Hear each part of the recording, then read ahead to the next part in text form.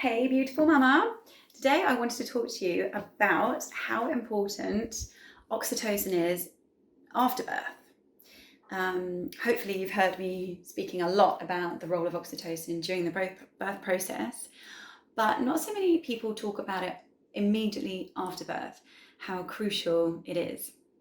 And I'm specifically going to be talking about once the third stage of labour comes into play, like when the placenta is born.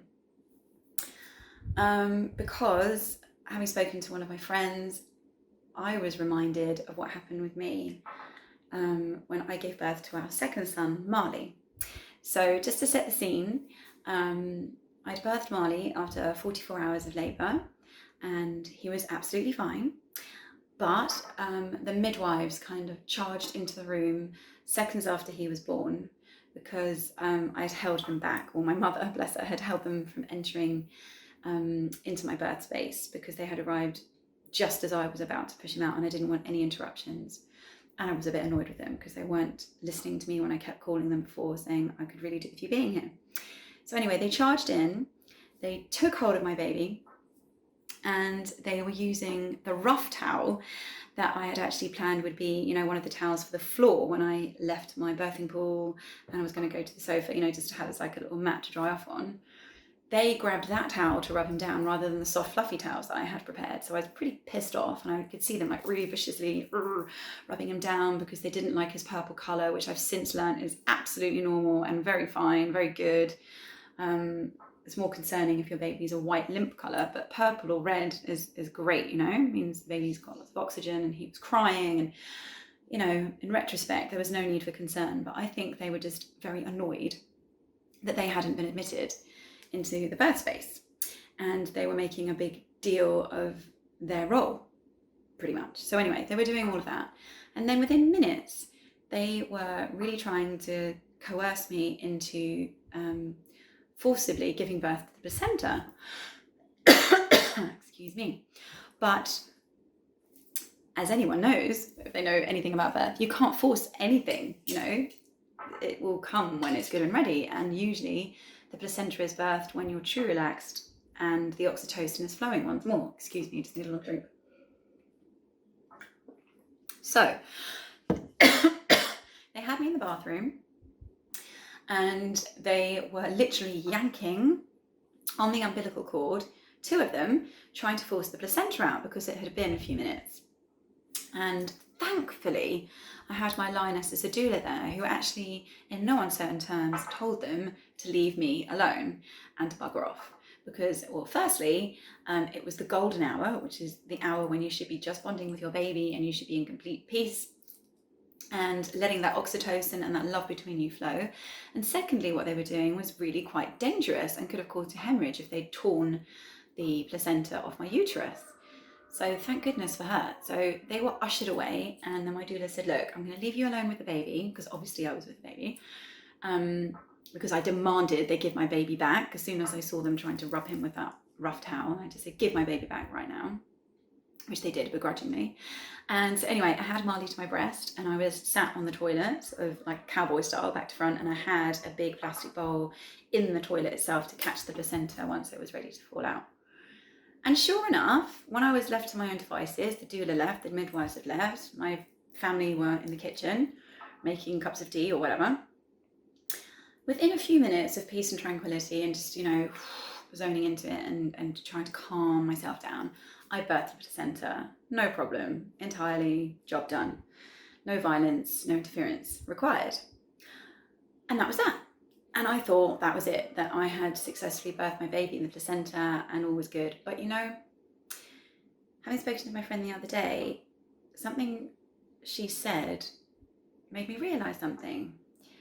And it's really interesting how, nearly 9 years later, I've only just figured this out because of something she's just figured out, which essentially is, once I'd birthed Marley, I loved him dearly, don't get me wrong, I adored him, bloody blah, but I didn't have the same utter rush of just adoration to the point where I couldn't stop crying. With my firstborn, I couldn't stop crying on day 4, and it wasn't postnatal depression.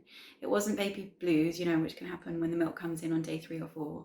It was just such overwhelming joy. I didn't know what to do with it. I couldn't contain it.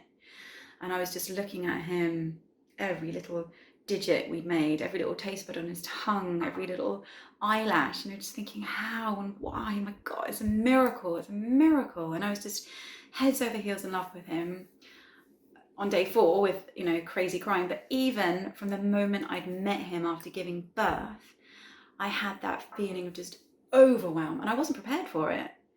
I had no idea that love could be that instant and that profound upon just meeting your baby. It really shook me to the core in a good way, but also made me realize how vulnerable I was now, because I've never loved anything that much in my life. And with Marley, the second, even though I loved him dearly, I didn't have that earth-shattering feeling, which feels really bad, and at the time I felt a bit like perplexed, and I thought, oh, maybe it's just because I'm used to having babies now. Maybe that just happens the one time because it's so brand new and experienced to you that's when you feel it the most powerfully. But maybe after that, it doesn't have the same impact because you're kind of used to it. But I mean, it wasn't like I was a really experienced birther. He was only my second at that stage, right?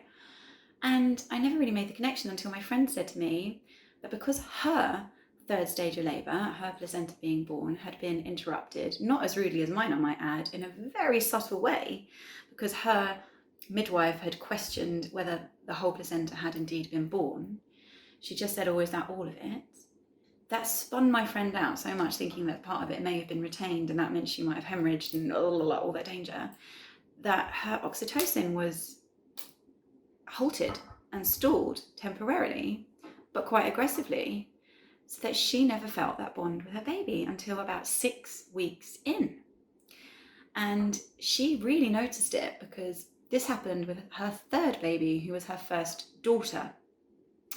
And she had just been pining for a daughter for so long that she imagined that once she'd had her daughter, she would have that same overwhelming, intoxicating feeling towards her baby, right? But she didn't. And it was a kind of anticlimax. And again, of course, she loved her, but that magic was just missing. And that magic is oxytocin.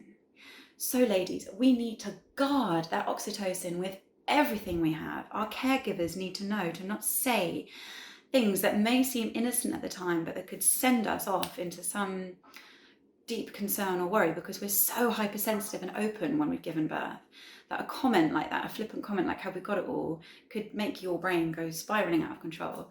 And obviously things like what happened to me, which was a much more violent, aggressive way of trying to get the placenta out of me, really, really impeded my oxytocin levels and caused me to feel a disconnect with my baby to a certain degree. Didn't feel like I wasn't bonded with him or I wasn't depressed, but there was something just missing. And it was the oxytocin in the power hour, or the hour of power, whatever you want to call it, because that's the first hour when you're with your baby. It should only be you with your baby, pretty much, or maybe your husband or partner for a few minutes, but really that baby should be with you, should be smelling you, should be with your pheromones, should be just totally just in your space, and no one should be interrupting that bond. Even if you've got to birth the placenta, you take your baby with you. You don't give the baby to anybody else. You don't let anyone else touch you or anything like that. Because I made the same mistake with my 3rd and 4th as well, because I didn't know it was a mistake. So with my 3rd, Jessie, we had a friend at the birth and she wanted to hold him. And I, being a people pleaser and wanting to be polite, let her hold him, but not just for like a minute or two, for like 15 or 20 minutes, because she wanted to hold him. But I, the whole time, really wanted him back. But I didn't know how to say that without sounding a bit psycho and a bit weird. But it was obviously my maternal instincts. And he was even asleep, like he was born asleep. He didn't even realize, but maybe he did on a subliminal level, who knows? But he wasn't smelling my smells, and I obviously wanted to be smelling his smells, and I wanted to be with him for our oxytocin levels to be completely in sync and at the right levels. And it was when my lovely midwife came in, she actually said straight away, hand that baby over to the mother now. She was really firm about it, and she asked everyone to leave. And at the time I thought she's being a bit like weird and a bit strict, but I understand why now. Like, thank God for her.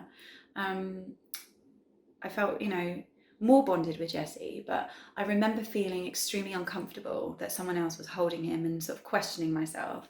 And then with my fourth, with our first daughter, our au pair at the time held our baby for a short period while I went to have my first shower, and my husband was putting our other three to bed. And even though it was after the hour of power, I remember coming downstairs from my shower and immediately wanting my baby, but not knowing how to reclaim her out of her arms because she was just enamored with her and crying. She was just like, I can't believe how beautiful this is. And I was really like, can you give me my baby back, please? And I actually had to sort of cowardly use my husband. And I said, look, could you please get the baby back? I don't know how to say it, but I want the baby back. And so he said, oh, Marina, can we have the baby back? And it was no malice on her part. She thought she was doing us a favor and giving us some space. But what I'm trying to say is, if you feel that way, and you would if you'd been, giving birth in a natural way and you've got all your natural cocktail of hormones around you, it is nothing to second out or nothing to feel ashamed about. Claim your baby. Plenty of people can cuddle and hold your baby at a later stage, but when you're making that first initial contact, it is imperative to your bond there and forevermore that you have that wonderful oxytocin exchange going between the two of you. So there's some food for thought. If you like what you heard and you'd like to hear similar content, just subscribe to the button below and please leave your comments. I would love to read them. Sending you lots of love.